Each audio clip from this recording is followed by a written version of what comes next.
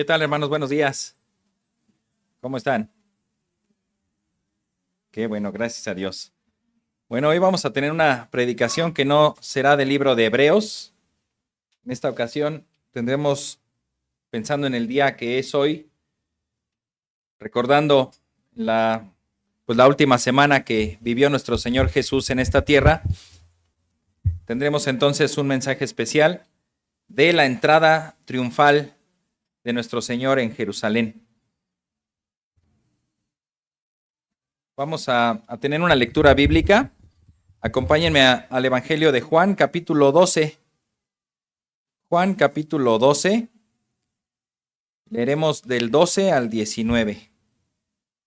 Juan 12, 12 al 19.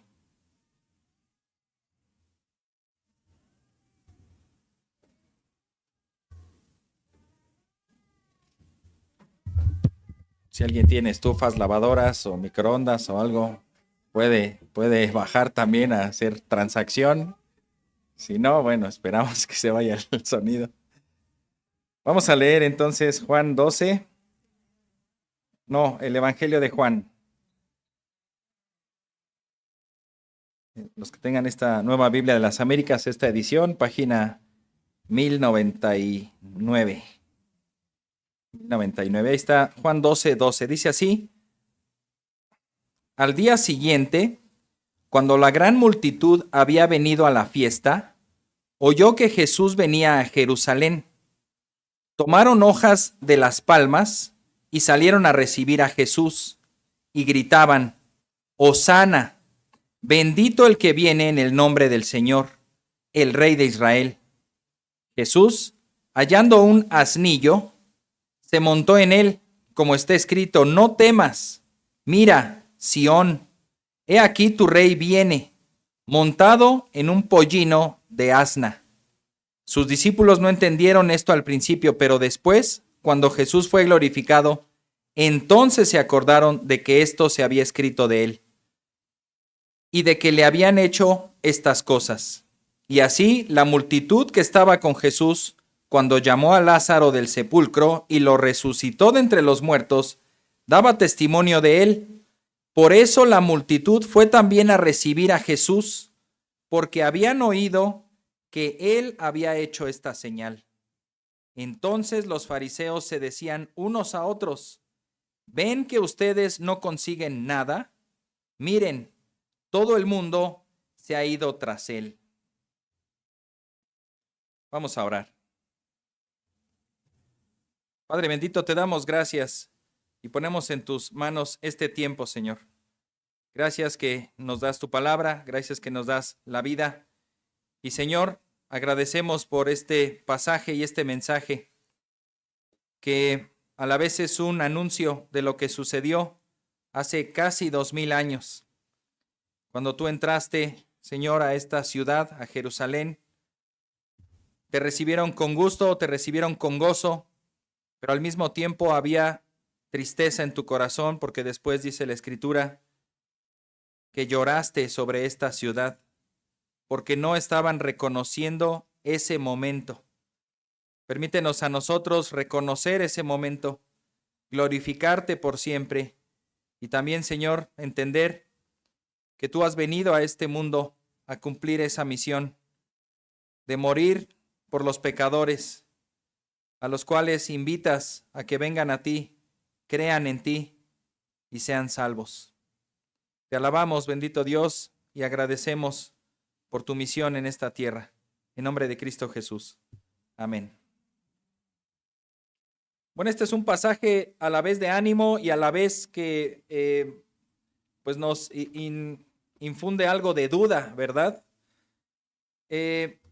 Si ustedes pueden ver alguna armonía que tengan de los evangelios, será fácil porque en esas armonías, yo lo tengo digital, no sé cómo sea en un libro físico, pero en el digital aparece en la ventana y aparece el pasaje Mateo, Marcos, Lucas y Juan, y parece que vas leyendo pues lo que dice. Algunos pasajes agregan, algunos pasajes disminuyen, son más breves, más cortos. Entró Jesús, la multitud lo recibió, se acabó. Otros cuando venía entrando pasó por tal ciudad y entonces encontró esto y se detuvo y dijo, y entonces se hace más largo el pasaje, pero es la misma escena y eso también nos hace entender en qué momento histórico estamos parados y cómo cada evangelio hace alguna distinción. Por supuesto que tiene que ser para nosotros importante y tenemos que ver el propósito también de que Jesús mismo lo haya hecho llamativo. ¿Pudo él simplemente entrar de incógnito como pasó en algún año anterior, cuando incluso su misma familia le dice que no vas a ir a la fiesta, no vas a ir a Jerusalén? Todo el mundo está preguntando por ti, ¿y ahora qué va a hacer? ¿En qué problema se va a meter? ¿Qué discusiones tendrá con los fariseos? ¿No vas a ir? Y al principio él se queda tranquilo, ¿verdad? Y después va. Y entonces entra secretamente y ya todos, ¿dónde está? ¿Dónde está? Y de repente está en un lugar por ahí predicando o haciendo un milagro, y entonces captó la atención. Si hay presentación, si quieren igual proyectarla, ahí para que vayamos de la mano. Muy bien, entonces como introducción tenemos aquí, me gustó la reflexión que hace un hermano, ya también antiguo, el pastor anglicano J.C. Riley. Dice así: la verdad lisa y llana es que nuestro Señor sabía bien que se acercaba el final de su ministerio terrenal. Él sabía que se acercaba la hora en que debía acabar la grandiosa obra que vino a hacer, muriendo por nuestros pecados en la cruz. Por lo tanto, era adecuado que el acto que coronaba la vida de nuestro Señor se llevara a cabo con la mayor notoriedad posible. Fue por esto por lo que hizo la entrada pública. Fue por esto por lo que atrajo sobre sí la mirada de la multitud, y fue por esto por lo que toda Jerusalén se conmovió, porque la sangre expiatoria del Cordero de Dios estaba a punto de ser derramada, y este acto no se debía hacer en algún rincón. Fin de la cita de este hermano. Si una entrada así merecía alguna explicación, sí, merece una explicación. ¿Por qué Jesús está entrando públicamente? El hermano dice, pues tenía que hacerlo. Era el final de su ministerio, tenía que acabar y que todo mundo se enterara de lo que está sucediendo.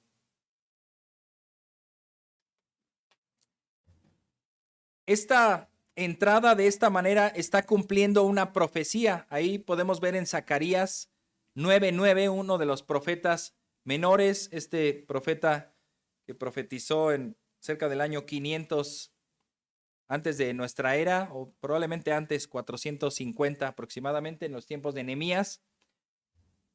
Él dice así: regocíjate sobremanera, hija de Sión, da voces de júbilo, hija de Jerusalén. Tu rey viene a ti. ¿Cómo? Justo y dotado de salvación. Humilde. ¿Conocen algún rey humilde? Aparte de Jesús. Qué difícil, ¿verdad? Qué difícil ser una persona de la realeza y ser humilde. Y dice ahí que vendría montado en un corcel, en un pollino, en un asnillo, lo leímos ahí en Juan, o en un asno. A final de cuentas, aquí lo dice, es un pollino. Llama la atención esa palabra. Siempre que lo leía cuando era más joven, yo decía, pues, ¿un pollito? ¿Cómo no? Solo que sea de avestruz, tal vez aguanta un hombre entrando ahí, pero un pollito, pues no, lee bien, un pollino. ¿Y qué es eso? Pues ahí lo dice, hijo de asna. Pues hijo de asna, pollito, no, pues tiene que ser más bien algo relacionado con los burritos, ¿no? Y es como para decir un potro, se entiende que es un caballo joven. Aquí un pollino es un burrito joven, un burrito que no había sido montado, que estaba incluso en otros pasajes, pueden ver que estaba con su mamá y que de hecho los discípulos trajeron a los dos. Pues el Señor nos encargó, ve por ese burrito, desátalo y tráelo, pero está su mamá también. Pues traemos a los dos, a ver, no nos vaya a regañar el Señor. por no haberlo hecho bien.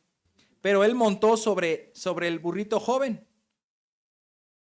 Ahora, tenemos que hacernos una pregunta igual que la multitud se hace una pregunta, y voy otra vez a los paralelos.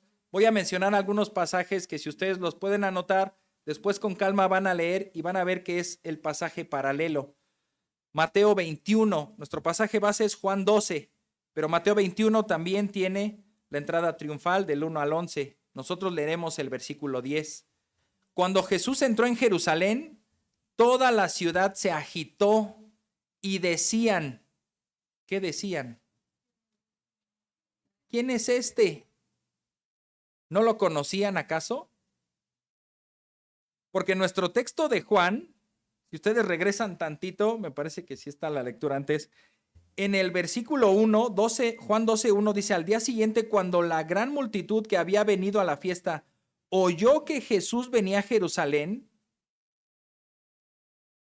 Oye, va a ir Jesús a Jerusalén. Y ahí no preguntaron, ¿y quién es ese? ¿Va a venir Jesús? Entonces tomaron palmas y salieron a recibirlo. O sea que sí sabían quién era él. Aquel texto de Mateo nos puede dejar con algunas dudas, pero el versículo 11 también lo responde. Lo leeremos ahorita en su momento. Por lo tanto, nosotros haremos bien en hacernos esa pregunta, porque podríamos decir, bueno, sí he escuchado algo de Jesús, sé algo de Jesús. Las iglesias dicen que es Jesús el Salvador, que es el Señor, que es su Dios, que es el que murió en la cruz, que es el Cordero. ¿Quién es Jesús? Bueno, dice el hermano Hendrickson en su comentario, estamos por contemplar acontecimientos extraordinarios en la entrada triunfal de Jesús. Y él señala al menos 3 cosas. Dice, Jesús indica que esto es que él entrega su vida voluntariamente. Él no está entrando como prisionero, ¿verdad? Si estuviera entrando como prisionero, estaría atado, amarrado, y no en un burrito, caminando ahí detrás de todo el ejército, quizá con cadenas, y no solo él, quizá todo un pueblo, o a lo mejor iría caminando y a latigazos. Lo atrapamos, por fin atrapamos a este malhechor. Pero no, él está entrando voluntariamente. A él lo están celebrando que está entrando, ¿verdad? Número 2, Jesús establece el día de su muerte y no el Sanedrín o mucho menos los romanos. Repito, esta es la conclusión, el comentario del hermano William Hendrickson, que él señala 3 puntos importantes de cómo tomar esta entrada de Jesús.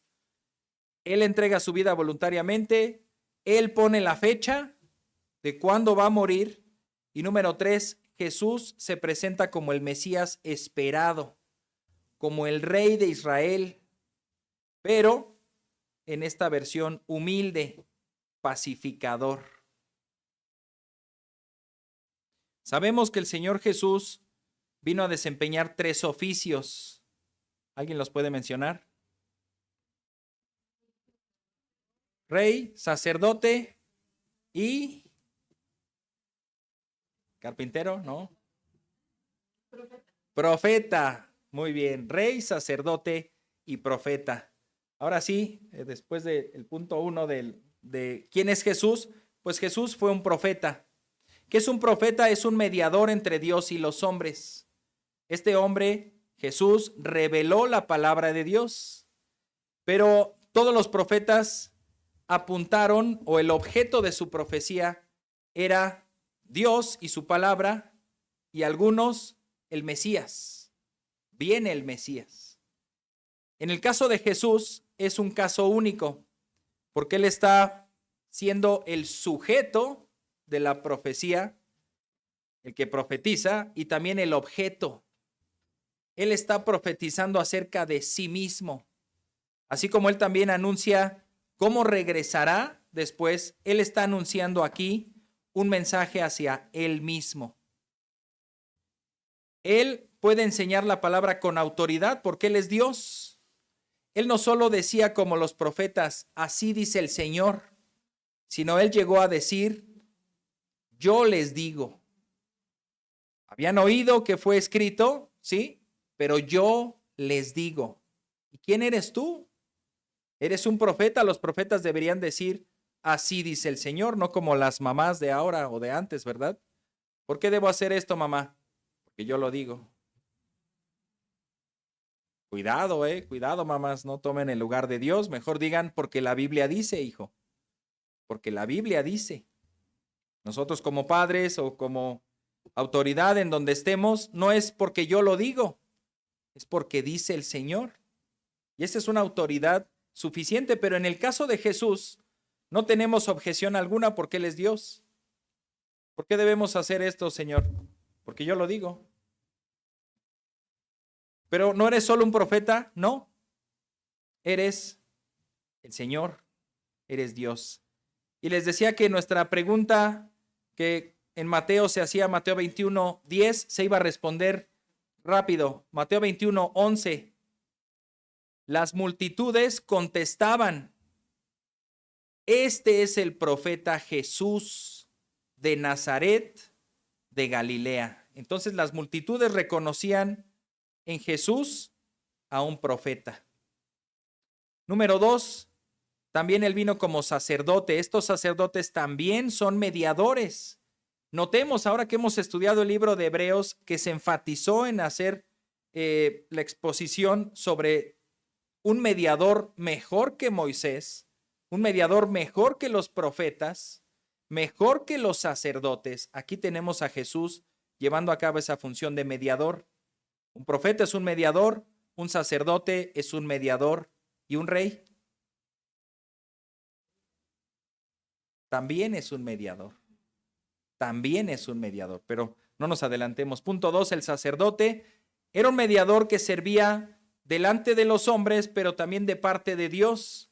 Sus deberes establecidos eran ofrecer sacrificios en favor de los, tomados por los hombres, en favor de los hombres y dedicados a Dios. También ellos oraban a Dios en favor de los hombres. ¿Se fijan cómo un profeta y un sacerdote tenían que estar constantemente escuchando a Dios para comunicar a los hombres? Y el sacerdote pues también escuchando a los hombres para llevarlo a Dios. Señor, no tienen agua. Señor, han pecado. ¿Puedes perdonarlos? He aquí la sangre de los corderos. Solo de la tribu de Leví podían ser llamados sacerdotes. Ya lo hemos visto a lo largo del libro de Hebreos. Y si me responden mal esta pregunta, vamos a predicar otra vez Hebreos otro año. Así que de ustedes depende la agenda siguiente. ¿Por qué Jesús es llamado un sacerdote? Muy bien, muy bien. Porque él viene de una orden distinta a la de Aarón, a la de Leví. Él no es de los sacerdotes levitas. Ningún otro podía pertenecer a la orden sacerdotal porque tenían que pertenecer a esta familia. Pero él, tomando la figura de Melquisedec, que ni tuvo padre, ni madre, ni descendencia, ni ascendencia, él fue el rey de justicia, el rey de Salem, rey de paz. Es una figura que ya vimos también de Cristo, diciendo, yo soy sacerdote por llamado directo de Dios, no tengo que ser de la tribu de Leví. Así Jesús, que tiene un linaje especial, una estirpe especial, él fungió como sacerdote a la manera de Melquisedec, según Hebreos 7, 1 y 2. Y también tenemos un texto, Hebreos 7, 28, dice así, porque la ley designa como sumos sacerdotes a hombres débiles, pero la palabra del juramento que vino después de la ley designa al Hijo hecho perfecto para siempre. ¿Qué mejor sacerdote que uno perfecto? Y no hombres débiles e imperfectos, pecadores. Y en tercer lugar tenemos también este oficio de mediador, que es el de rey. Estos hombres servían de mediadores igual, no es que hicieran su propia voluntad, tenían que hacer la voluntad de Dios. Ahora que estamos leyendo el libro de Josué en la lectura bíblica, ellos tenían que consultar, ¿salgo o no salgo a conquistar? Y dice el Señor, sí vas a salir, pero no hagas nada, solo párate ahí y yo voy a pelear por ustedes. Si el rey no escuchó bien la instrucción, sí debemos salir, pues agarren sus mejores espadas y vamos y traigan la catapulta que se acaba de inventar y vamos a echarles una roca ahí y pónganle fuego y a ver qué hacemos. Y Dios, ¿qué estás haciendo? ¿qué estás haciendo? No te dije que hicieras eso. Pero yo soy el rey y ya di órdenes. Pues diles que no. Lo veremos próximamente en los jueces, ¿verdad? Como, aunque él no fue rey, pero fue un general del ejército, el mismo Gedeón. Oye, recluta personas. Ya, señor, hay 10,000. Son muchos. Deshazte de unos cuantos. Ya, señor. Que queden 300 nada más. Bueno, ¿y qué hacemos? Hagan solamente esto. Un rey entonces debía estar mediando entre Dios y los hombres para ver cómo iba el curso del país, que la adoración fuera instaurada, que la adoración se hiciera correctamente, que el país funcionara, que las leyes se cumplieran. Ahora aquí también tenemos la importancia de ver que Jesús vino de la tribu de Judá. Tanto el Evangelio de Mateo como el de Lucas se encargan de darnos una genealogía de Jesús. Una está basada en la genealogía adoptiva de su padre José y otra en su genealogía por su mamá María. Él viene de la tribu de Judá y de la tribu de Judá era el heredero al trono. Se había hecho un pacto con David de que jamás se iba jamás iba a dejar de haber un rey que se sentara en Jerusalén. Podemos decir, pero Señor, llegaron los babilonios y acabaron con eso.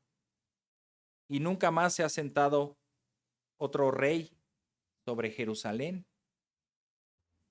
Llegó Jesús a dar cumplimiento a esa profecía y también a otras profecías como la de Daniel, donde se le otorga ese reino a uno como hijo de un hombre, pero especial porque su reino era especial y ese reino no tendría fin. Así que Jesús está entrando ahora como ese rey, como ese heredero. Dice Mateo 21:5. Digan a la hija de Sión, mira, tu rey viene a ti. Notemos que no es un rey que está sentado en su trono y más bien al rey se le anuncia, oye, tu pueblo viene a ti. Él es un rey que viene. Eso hace la distinción de que es un rey que está acercándose al necesitado, que está buscando favorecer a su pueblo. El rey viene. No es común, y no sé si se haya visto alguna vez en la historia, ¿verdad? Que un rey anuncie y diga, voy a ir a comer a tu casa hoy en la tarde. Todo lo contrario. Fulanito de tal es campeón del mundo en cualquier deporte, tráiganlo a la residencia oficial del presidente o del rey para que conozca al rey, a la reina, al presidente, ¿verdad? Pero no es común que los reyes vayan y visiten alguna casa. Aquí está también poniendo esa clave, tu rey viene a ti. Y ahí nos describe la humildad montado en un asna y en un pollino, hijo de bestia de carga. Este rey viene en favor de Jerusalén. Jesús viene a salvar a su pueblo. No viene a cobrar más impuestos. No viene a beneficiarse, a ver qué tiene el pueblo para darme. Él viene a darle al pueblo. Viene a morir por él, por el pueblo. Entonces Jesús está ejerciendo estos tres oficios y podemos responder quién es Jesús. Pues es el rey, el profeta y el sacerdote que está entrando. Si ustedes analizan, porque es el tiempo de la Pascua. En la Pascua, el cordero debía ser sacrificado ¿en qué día? ¿Se acuerdan? El día 14, muy bien, del mes primero, del mes de Abib o de Nisán. Pero desde el día 10, dice ahí, si ustedes van a Éxodo, desde el día 10, o sea, 4 días antes, se tenía que apartar al cordero. Ese cordero ya no salía a pastar, ese ya lo dejaban ahí apartado. Cristo lo que está haciendo también al entrar en Jerusalén es apartarse. Su ministerio fructífero y las multitudes y la predicación había, por decirlo así, terminado en las afueras y se iba a concentrar ahí en la ciudad. ese cordero está siendo apartado. Y es como si el sacerdote también está tomando ese cordero y lo está apartando. ¿Para qué? Para ser sacrificado. Ahora, Él viene como rey.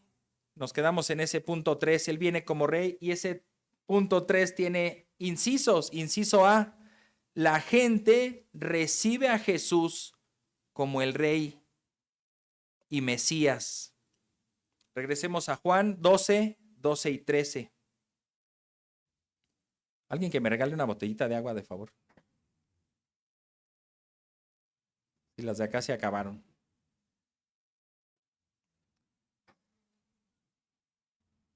Gracias. Gracias, hermano. Muy amable. Gracias. Gracias. Bueno, Juan 12, 12 y 13. Dice, al día siguiente, cuando la gran multitud que había venido a la fiesta oyó que Jesús venía a Jerusalén, tomaron hojas de las palmas y salieron a recibir a Jesús y gritaban, Hosana, bendito el que viene en el nombre del Señor, el Rey de Israel. Jesús entró en este mundo. Ojo, aquí vamos a hacer la comparación. ¿Cómo entró Jesús a este mundo? ¿Sí? También humildemente, pero no hubo algún anuncio, alguna trompeta. El rey viene. De entrada, el anuncio de un ángel llegando con María, ¿verdad? Vas a quedar embarazada. ¿Qué? Y díselo a tu marido, pero no me va a creer. Bueno, pues el mismo ángel que vaya ahora con el marido y a ver si lo convence o no, ¿no? Un anuncio glorioso. Un ángel, aunque también podemos decir, bueno, pero mejor que el ángel lo diga desde el cielo para que todos comprendan que esto no fue una violación a nuestro pacto de matrimonio. Ellos estaban comprometidos, pero no estaban casados, y ver a esa jovencita que no se había casado embarazada, pues daba mucho de qué hablar. Comunícalo a todos, ¿no? ¿No? Bueno, después el Señor envió otros ángeles. Ahí sí se ve una gran multitud, pero cuando ya estaba Jesús en el pesebre, ahí sí en un rincón, oculto de los reflectores y de las trompetas y de los palacios, y esos ángeles anuncian también a los pastores que estaban ahí. Esto nos da un mensaje también. Si es un anuncio, sí tiene luces, tiene colores, tiene su notoriedad, pero se le está anunciando a personas muy humildes.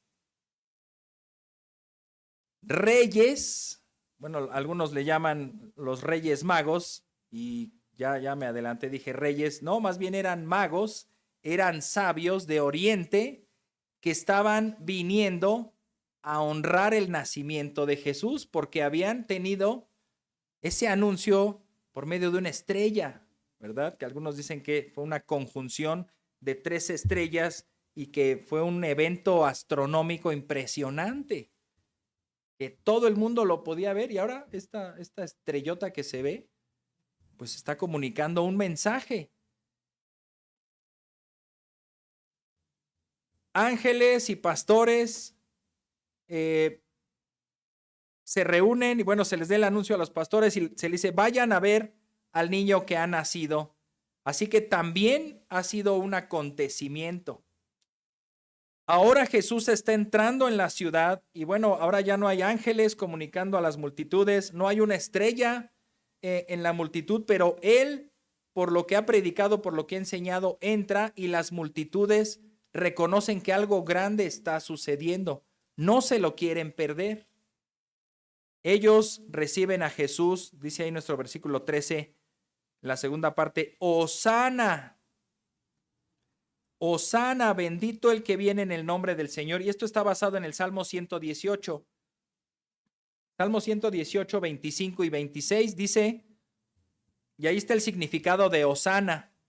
Te rogamos, oh Señor, sálvanos ahora. Eso significa Hosana. Sálvanos ahora. Te rogamos, oh Señor, prospéranos ahora.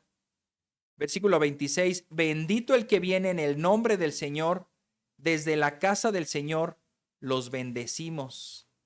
Y esta es una clara referencia al Mesías que vendría a salvar y también una bendición de que había llegado el enviado del Señor. El mismo pueblo está haciéndose a la idea, es Él es el Mesías, Él es el Salvador. Señor, sálvanos. ¿Cómo nos puedes salvar? Pues enviándonos al Mesías. Ahora está ahí el Mesías, es el que está entrando, pues se le dice, Hosana, sálvanos, tú sálvanos. Aunque, repito, es una escena que emociona porque decimos, ¿será que el pueblo entonces está reconociendo en Jesús al Mesías? Lo más probable es que ellos estaban esperando que Él entrara a Jerusalén y derrocara a los romanos, que los liberara. Oye, a ver si hace algo para que ya no paguemos impuestos. ¿Te animas a venir y saca tu banderita ahí del partido político que quieras? Y solo si la tienes te van a quitar los impuestos, si no, quién sabe, pues las multitudes van y ¿qué hay que hacer? ¿Dónde están las palmas? Y es Él, sí, sálvanos, sálvanos. Quítanos esos impuestos, quítanos esa opresión, quítanos ese gobierno.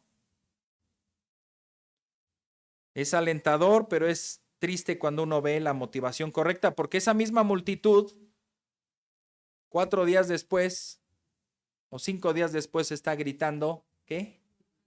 Crucifícale, crucifíquenlo. ¿Dónde quedó su lealtad? ¿Dónde quedó su convicción? Como después lo vieron preso, golpeado, débil, dijeron, pues este no era el que estábamos esperando, ¿verdad? ¿Cómo que lo atraparon los romanos? ¿Cómo que fue azotado? ¿Cómo que está desnudo ahí y se burlan de él y le pusieron una corona de espinas? ¡Qué burla, qué vergüenza! ¿En él vamos a poner nuestra esperanza? No, crucifíquenlo. Inciso B, ¿qué es lo que hace también la gente? La gente recibe a Jesús como el hijo de David, como el heredero al trono, versículos 14 y 15. Juan 12, 14 y 15 dice, Jesús, hallando un asnillo, se montó en él, como está escrito, no temas, mira, Sión, he aquí tu rey viene montado en un pollino de asna. Sus discípulos, bueno, ese es el versículo 16, hasta ahí. Él está entrando en la ciudad del rey, David. Él está entrando como rey y ustedes dirán, espera, él no está entrando como rey, está entrando montando en un burro. Vayamos a ver un pasaje de primer libro de Reyes, capítulo 1, 33 al 35. Primer libro de Reyes 1, 33 y 35. Y creo que esto no se vuelve a repetir nunca más con ningún otro rey. David está lanzando un mensaje y una señal que también pues se cumplió en Jesús. Primer libro de Reyes 1, 33 al 35 dice así, está hablando David, y el rey les dijo, tomen con ustedes a los siervos de su señor, hagan montar a mi hijo, ¿quién? Salomón. ¿En dónde? En mi propia mula. Y llévenlo a Gión, que allí el sacerdote Sadoc y el profeta Natán lo unjan como rey sobre Israel, y toquen trompeta y digan, viva el rey Salomón. Después subirán tras él, y él vendrá, se sentará en mi trono y reinará en mi lugar, porque lo he escogido para que sea príncipe sobre Israel y sobre Judá. Aquí obviamente están llevando, no es perfecta este simbolismo porque no están entrando a Jerusalén, están llevando a otro lugar que era donde probablemente estuvo el tabernáculo un tiempo, ungieron ahí al rey, pero después lo regresaban a la ciudad y entonces se sentaba en el trono. Había que cumplir ese requisito de que el sacerdote avalara también ese ungimiento del rey, ungirlo, orar por él, que el pueblo también esté reunido ahí, un acto público, pero lo que básicamente nos vamos a tomar es eso, que un hijo del rey David, que es el símbolo máximo de algún rey de Israel, está diciendo, suban a mi hijo a esa mula. Jesús está entrando montando sobre un burrito. Él está entrando y la gente lo reconoce como el hijo de David. Hosana al hijo de David, también se dice, ¿no? ¿Por qué al hijo de David? Porque están reconociendo que él es el rey. Cuando Jesús venga otra vez, porque vendrá otra vez, y eso es lo que creemos, y lo que dice la Escritura, él vendrá otra vez, ya no vendrá sobre un burrito, ahora vendrá sobre un caballo blanco, dice Apocalipsis 19, 11 al 13. Vi el cielo abierto y apareció un caballo blanco.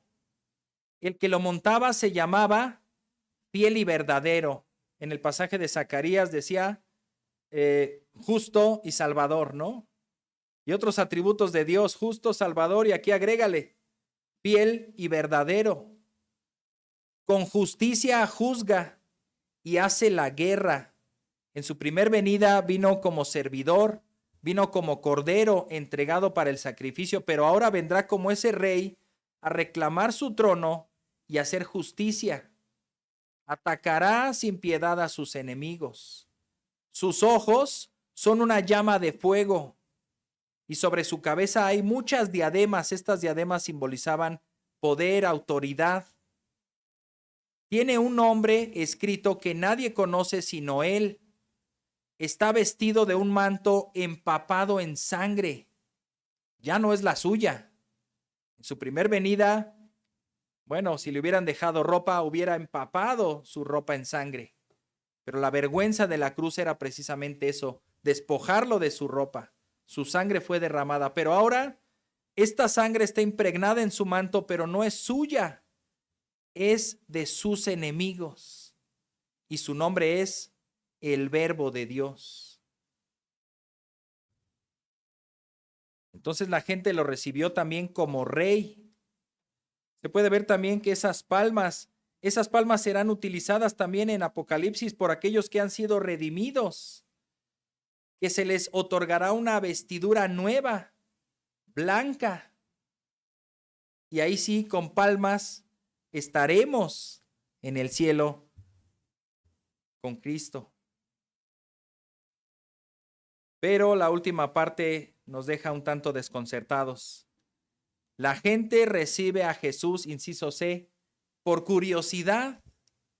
Notemos quién viene en su caravana, por decirlo así.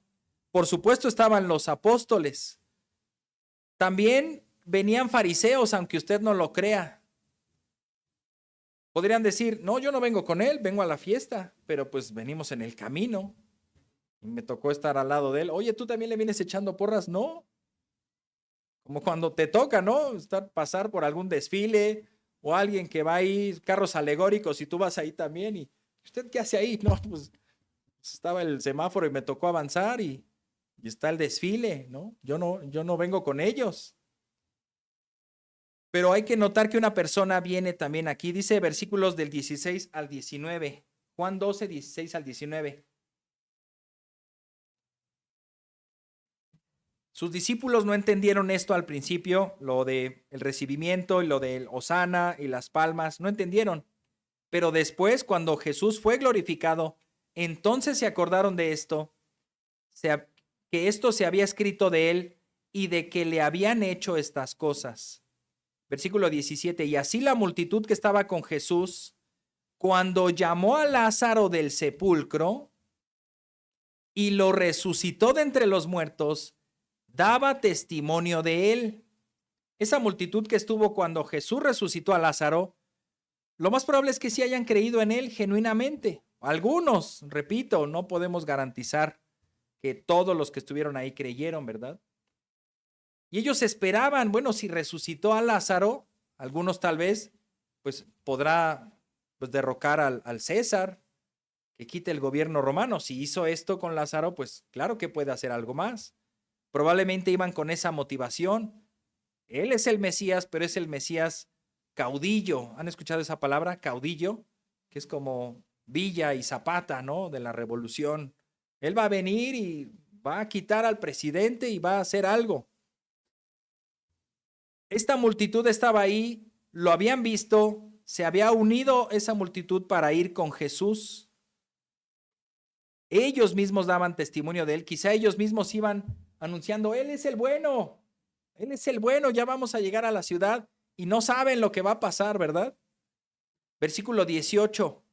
Por eso la multitud, y aquí se nos cae la expectativa de los primeros versículos, por eso la multitud fue también a recibir a Jesús, porque habían oído que él había hecho esta señal. Lo más probable es que Lázaro también iba con Jesús. Y entonces la multitud decía, ¿en serio va a venir el que resucitó? Dicen que ese hombre que está ahí murió, estuvo 3 días en la tumba y Jesús lo sacó de ahí y ahora está viniendo acá, ¿sí? Y nosotros lo vimos y damos testimonio de que eso pasó. No, pues esto lo tengo que ver. Así que también la multitud fue para recibir a Jesús, pero también para, Él es el que resucitó, con esa curiosidad, ¿será? Y los mismos fariseos que se ven ahí junto a Él, se empiezan a reclamar entre ellos, esto no se había visto antes.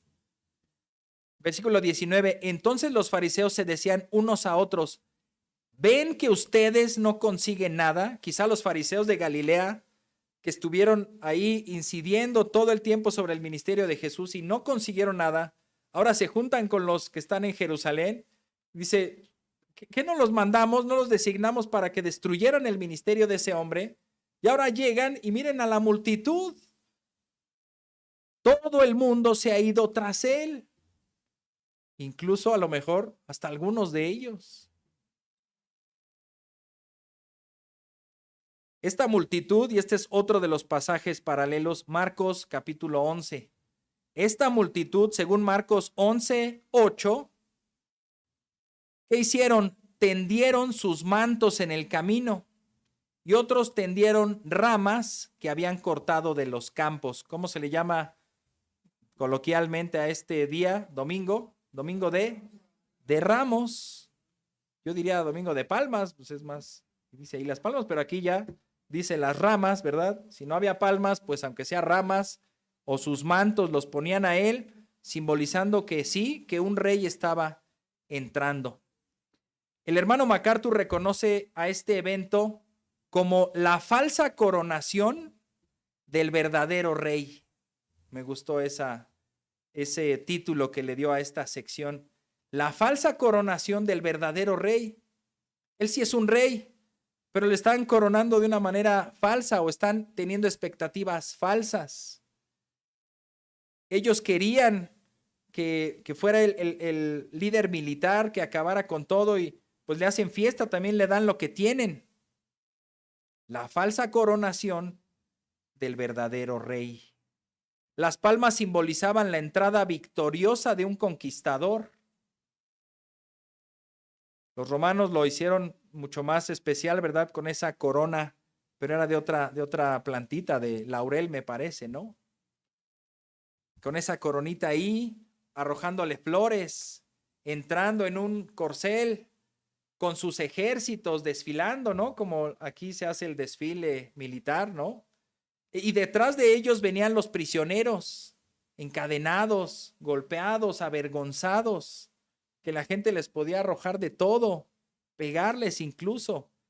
Estaban celebrando a su ejército y a su líder y a su rey, y estaban pues haciendo esa fiesta a costa de los prisioneros que tenían. Así entraba un líder victorioso, un conquistador. Las palmas también fueron usadas en la fiesta de los tabernáculos para celebrar y alegrarse todos juntos, según Levítico 23, 40 y 41. Y como decía hace un momento, los redimidos en el cielo tendrán vestiduras blancas y palmas en sus manos, según Apocalipsis 7, 9 al 12.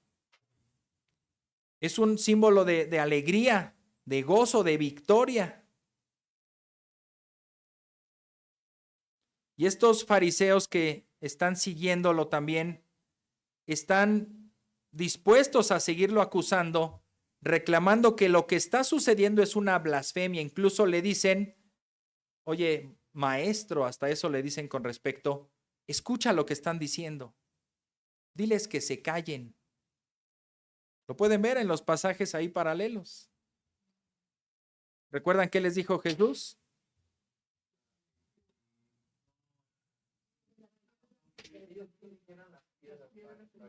El día que ellos callen, las piedras hablarán, ¿verdad?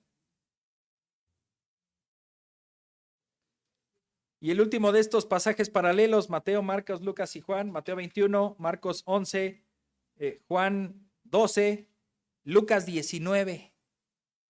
Lucas 19 nos narra qué pasó después. Incluso Lucas ni se mete a describir esta celebración, esta entrada, solo dice que entró y después que lloró por la ciudad.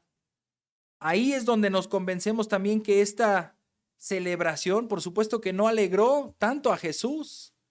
Sí fue un acto público, diciendo, ya llegué, soy el Mesías, soy el Cordero, que vengo por mi propia voluntad, no vengo prisionero, tampoco vengo como ese conquistador, aunque sí voy a conquistar la muerte. Vengo humilde, servidor y vengo en favor de mi pueblo. Y de esto todos lo tienen que ver. Pero vemos cómo el corazón de Jesús se quebranta también diciendo, esta no es mi coronación. Esta no es la coronación, no puede ser la coronación. Porque esta gente ni cree en mí. Esta gente me va a traicionar. Ahí recordemos también iba Judas. Estos me van a negar también. Porque no solo Judas traicionó a Jesús, ni solo Pedro negó al Señor. Todos los discípulos lo negaron. A la hora de la hora, él estaba solo.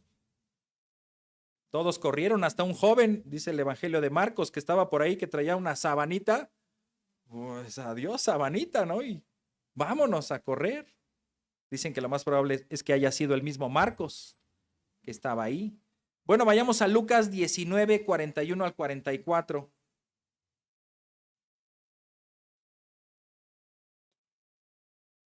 Dice así, cuando Jesús se acercó, al ver la ciudad lloró sobre ella, diciendo, si tú también hubieras sabido en este día lo que conduce a la paz, pero ahora está oculto a tus ojos, porque sobre ti vendrán días, haciendo la función de profeta, cuando tus enemigos echarán terraplén delante de ti, te sitiarán y te acosarán por todas partes. Y algunos podrían decir, ahí está, la profecía se está viendo, Irán bombardeando Israel en estos tiempos y ya se unieron. Israel está buscando un montón de batallas más y no es sorpresa que se unan cada vez más enemigos, ¿verdad? Pero él está hablando de un escenario más cercano, como fue la caída del templo, la derrota de los judíos en el año 70. Aunque también está la profecía de que las naciones lucharán contra Israel y el Señor lo librará de todos sus enemigos. Dice acá en donde me quedé, en el 43, ¿verdad? Te acosarán por todas partes. 44, te derribarán a tierra y a tus hijos dentro de ti, y no dejarán en ti piedra sobre piedra, porque no conociste el tiempo de su visitación. Este es un juicio declarado por Cristo Jesús que no tardó 40 años en que se cumpliera. Jesús se cree que por las fechas murió en el año 30. Así que en el año 30 él estaba entrando a Jerusalén. El próximo 2030 bien podríamos hacer una celebración de los 2000 años de esa entrada a Jerusalén y también de los 2000 años de su crucifixión.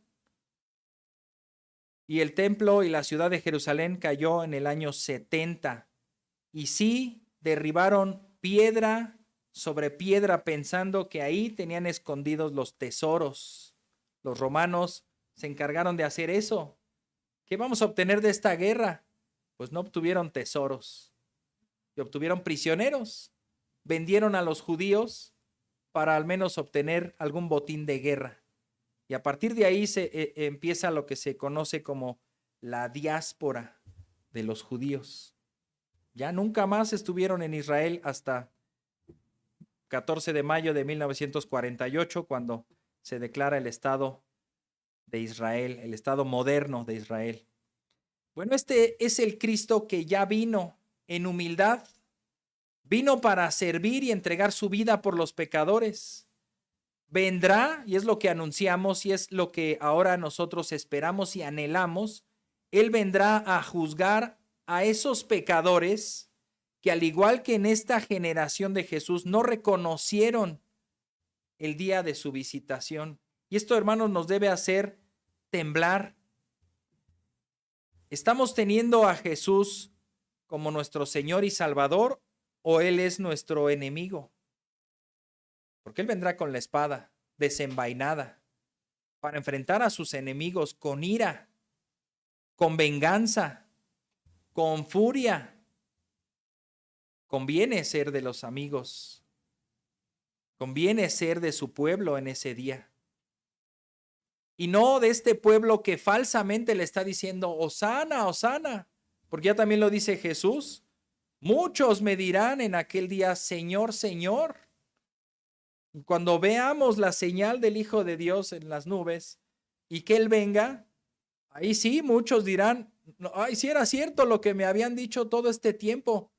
No era una secta malvada eso del cristianismo. No era un cuento de hadas. Era real, ahora sí creo, ahora sí creo. Y la pregunta ahí es, ¿de verdad estás creyendo? Porque dice algún predicador, cuando se quema un bosque, cuando el fuego está quemando ahí los árboles y las ramas y todo eso, dice hasta las víboras y tepocatas, diría algún personaje famoso, ¿no? Hasta las víboras y tepocatas y todo sale.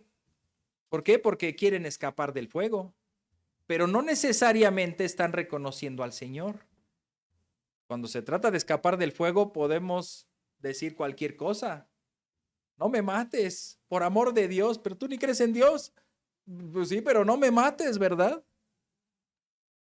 En ese día puede ser muy similar a esta entrada triunfal. Jesús entrará triunfalmente a este mundo de nueva cuenta, conquistando, derrotando a sus enemigos, y en ese día probablemente muchos falsamente querrán sacar sus palmas y recibirlo. ¿Y con qué se encontrarán? Con la espada desenvainada del Salvador. Apocalipsis 22:12.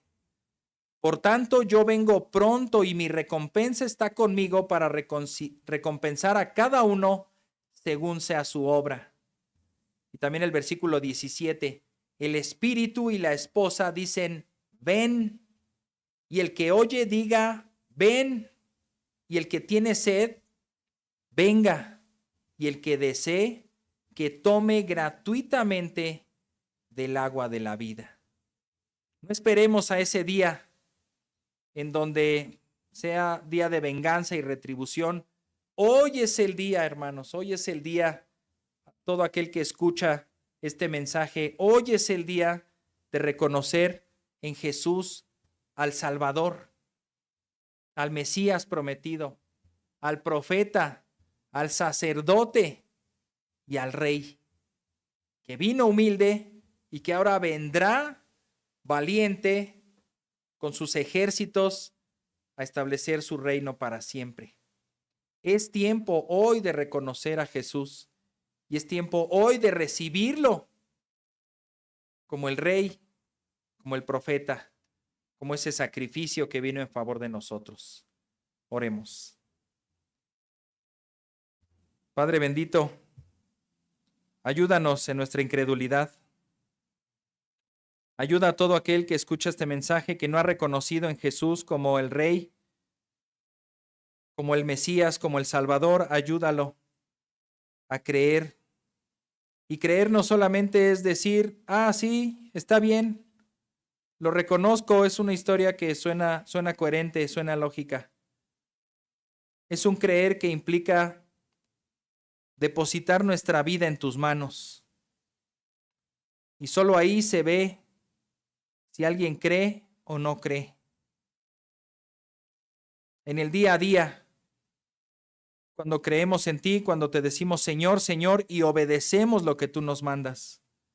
Porque es fácil decirte Señor, Señor, pero es otra cosa obedecer lo que tú nos mandas.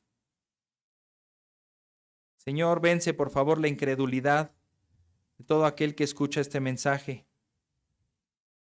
para que haya salvación, para que haya reconciliación entre el pecador y tú, porque tú lo estás diciendo, el que tenga sed, que venga. No cuesta, para nosotros no cuesta. Para ti te costó tu vida, te costó esa vergüenza que veremos, que la cruz fue vergonzosa para el Hijo de Dios. Fue costosa, pues derramó su sangre, entregó su vida en favor de la humanidad, para que a nosotros no nos cueste nada. Y si tenemos esa sed, si tenemos esa necesidad de un Salvador, que nos acerquemos, pues ahí está el Salvador, extendiendo sus brazos de amor y misericordia para salvar. Ven, ven pecador, no importan tus pecados, Dios los puede perdonar, su sangre es tan valiosa que fue derramada en la cruz y que puede perdonar cualquier pecado, cualquier cantidad de pecados. Solo tienes que venir, arrepentirte y creer, depositar tu vida ahí, dejarla también en la cruz para que sea crucificada y ya no vivas tú, sino viva Cristo en ti. Ven, pecador, para que dejes de serlo, para que ahora seas hijo de Dios y para que seas librado del juicio eterno. Recibimos, Señor, esta palabra y este mensaje como aquel Mesías que entró en Jerusalén con un acto público en el cual nosotros celebramos porque tenías que entrar. Nos gozamos y a la vez nos entristece.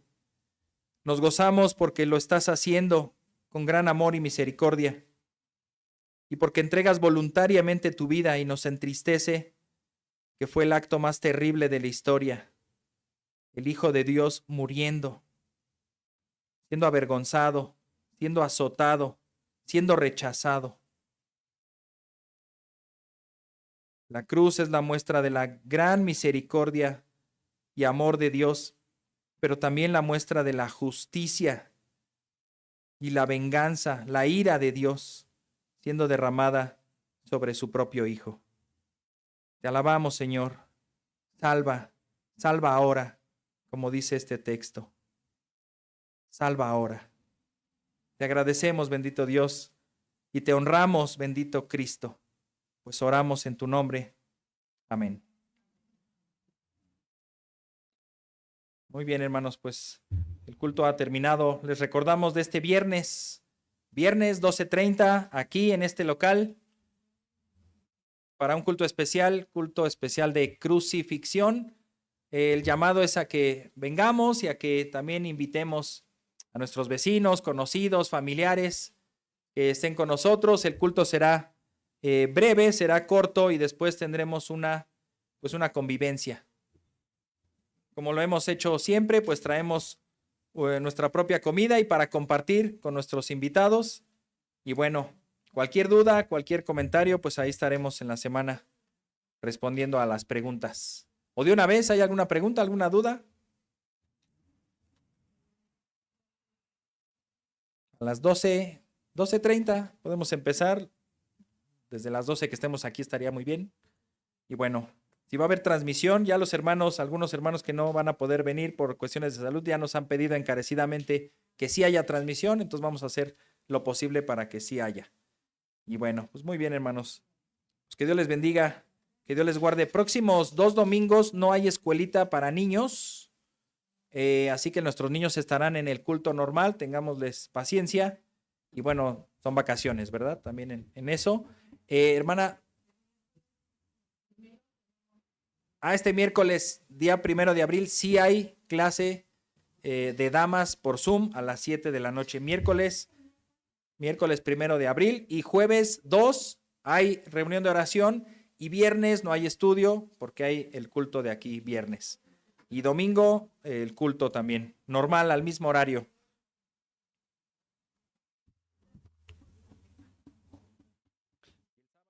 Van a mojar, bueno, ya es su responsabilidad, ¿verdad? No gasten agua.